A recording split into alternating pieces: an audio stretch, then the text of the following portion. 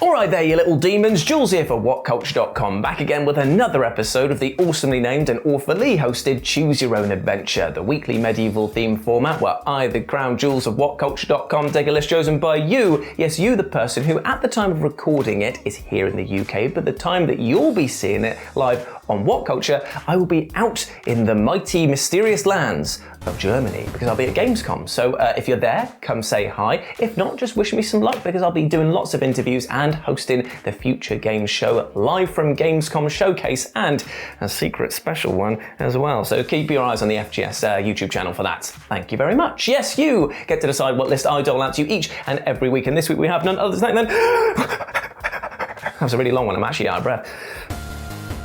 Absinthe Sharpthorn for their suggestion of amazing video games that just had downright stinky, terrible marketing.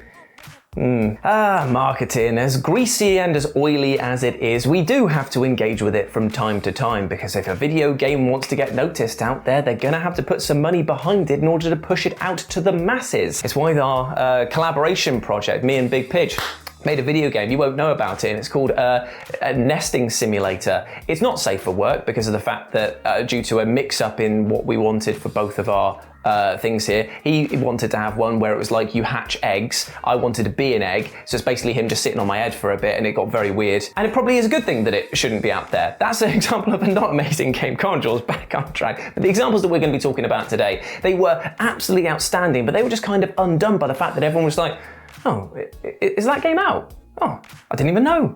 So let's have a chat about them as I'm Jules, this is WhatCulture.com, and these are 8 amazing video games with terrible marketing. Number 8, Deus Ex Mankind Divided. Ooh, let's kick things off with a doozy here, because it's no exaggeration to say that the brilliance of Deus Ex Mankind Divided is basically inversely proportional to its utter dog shit marketing. Square Enix's utter incompetence with selling this game is so staggering that it should probably be studied in universities the world over. It should just be the lecturer not saying anything, just tapping the board with a big extendo pen thing, just like, don't do this, and then slapping Adam Jensen's face from Mankind Divided. Don't do this, don't do this. That'll be £30,000 a term, please. For starters, Mankind Divided swiftly received flack for using the phrase mechanical apartheid in its marketing to describe augmented humans being segregated from the rest of humanity, feeling that it actually trivialized the real-world system of racial segregation. Now that was just the beginning. Promotional concept art used the slogan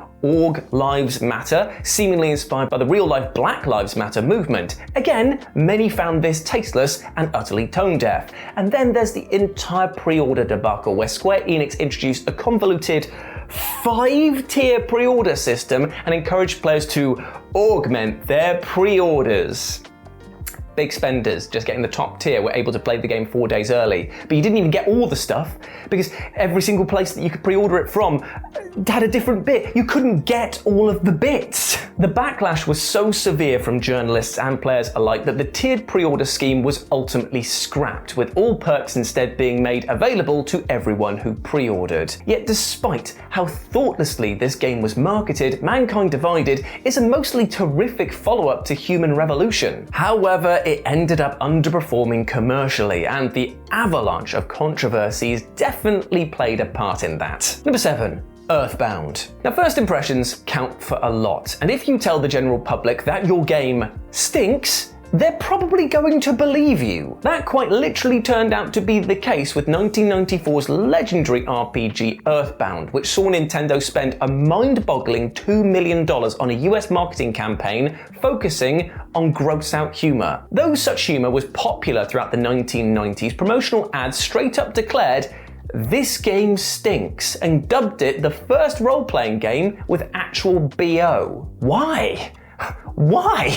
Furthermore, these ads had a scratch and sniff component, resulting in it becoming the most complained about video game ad of 1995 through sheer sensory repulsiveness. Imagine being a kid just being like, oh, I've heard loads about this Earthbound, it looks amazing. It smells like somebody has just unloaded a diaper right into this. Why? Why? And that caused Earthbound to basically get all the wrong attention, prompting it to flop so badly in the US that Nintendo didn't even bother with a European release. Now, even accepting that Earthbound is a profoundly weird game and never would have actually been a sales juggernaut, Nintendo totally whiffed it with a misguided marketing campaign that basically only generated anti-hype. Can you imagine being in the boardroom for that meeting? Right, okay, so how are we going to market this game? Ooh, should we put one of the characters on the front here? Should we make them be looking like they're doing something cool? Obviously, there's lots of telekinetic powers and stuff here. Maybe we should do something around that. What if we made it really stinky? Is that anything? What am I meant to do with that suggestion? Other than say, hell yeah! Number 6, Doom 2016. Now, it is nothing short of a miracle that 2016's Doom reboot was a critical and commercial success, considering how atrociously it was marketed by Bethesda. For one, we didn't get to see that much at all of the single-player campaign, and what we did see kind of showed off this slow-paced combat that just had lots of QTE-style melee kills. It was just like, what? What is this? This isn't Doom, this is Doom. This is less Bean Slayer and more Has Been Slayer, you know what I'm saying? Bringing back the Bean Slayer. Now, given that the final game had a ton of fun with the idea that the Doom Slayer is basically a boogeyman to the demonic forces that he hunts down, it's baffling that the marketing barely touched on this at all. Elsewhere, there was a frustrating emphasis on the game's multiplayer suite, unaided by a poorly received open beta, which caused many to assume that the campaign would be just similarly mediocre. And to top it all off, Bethesda held back review copies until release day, which many took as a sign that the publisher simply had no confidence in the game at all. So what a surprise it was when strong reviews began to trickle in for Doom 2016, and word slowly spread that counter to everything suggested by its marketing cycle, this game was actually bloody terrific. Thankfully, Bethesda approached both recent Doom follow-ups with considerably more promotional confidence. Although, ironically, the idea of a slower-paced QTE thing actually became the entire thing that Doom the Dark Ages built its backbone on. Weird. Number 5, Onrush. Now, Onrush is one of the best and most unique racing games of the past decade, but it came and went with little fanfare despite solid reviews that you barely actually know anything about it. The game's fascinating hook is that success isn't measured by crossing the finish line first. Instead, the various game modes are team-based, where victory is secured by metrics like boosting or destroying the other team's cars. Despite this, the publisher Deep Silver largely marketed this game as a totally generic by-the-numbers racing game, perhaps for fears that revealing its true nature might actually turn some genre fans off. Yet it's this specialness that was the game's biggest asset and could have actually helped it break out to a wider player base, if only people actually bloody knew about it. Instead, for most people, Onrush just faded into the periphery as just another racing game. As a result, Onrush sold poorly, leading to layoffs at developers Codemasters before the game's online servers were shut down in 2022 and a planned PC release was just utterly cancelled. It is a crying shame, as to this very day, Onrush still has a passionate legion of fans decrying how it wasn't even given a chance to succeed. Number 4, Prey 2017. Now, Prey is arguably one of the greatest immersive sims ever made, yet Bethesda marketed it so horribly that it actually feels like an act of self-sabotage. For one, the title doomed it from the get-go, as many assumed that Prey was either a sequel, a remake, or a reboot of 2006's cult sci-fi FPS of the same name, when it actually had no relation to it whatsoever. Game director Rafael Colantonio has gone on record to say that he hated the title, which was forced upon the team by Bethesda and set the wrong expectations for the game right out of the gate. Then there's the fact that publishers have a tendency to be strangely shy about marketing immersive sims as what they are, tending to sell them as broader-minded first-person shooters, and that is precisely what happened here. Additionally, they also repeated the Doom 2016 gaffe by withholding review copies until the release day, ensuring that positive press didn't start doing the rounds until the days and weeks after the game's release. As a result, it was no surprise at all that Prey's sales were absolutely dire, ensuring that this prospective franchise never got off the ground. Earthbound. Number 3,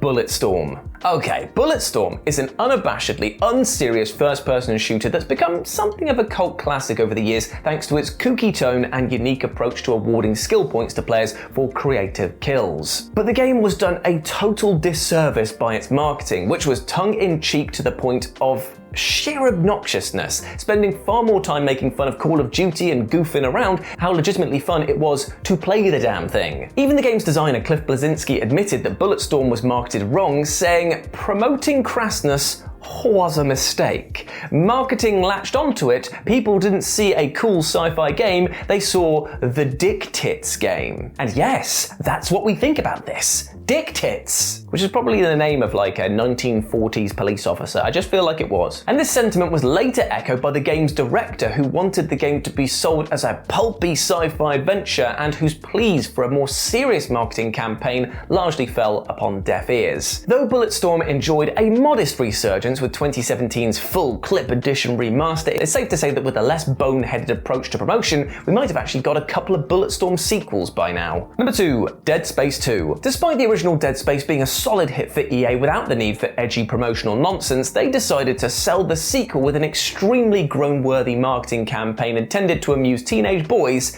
and very few else. Well, technically teenage boys and myself at this time, because yes, the campaign was called Your Mom Hates Dead Space 2 and featured footage from a focus group where hundreds of middle-aged conservative women were shown gory clips from the game in order to capture their disgust reactions. Oh Lord, they can kill you that fast? Between the thinly veiled misogyny of the entire concept and proud declaration that it's violent, revolting, and everything you love in a game, the marketing for Dead Space 2 basically played into every dated stereotype about gamers, while also painting the game as an artless, brainless orgy of violence.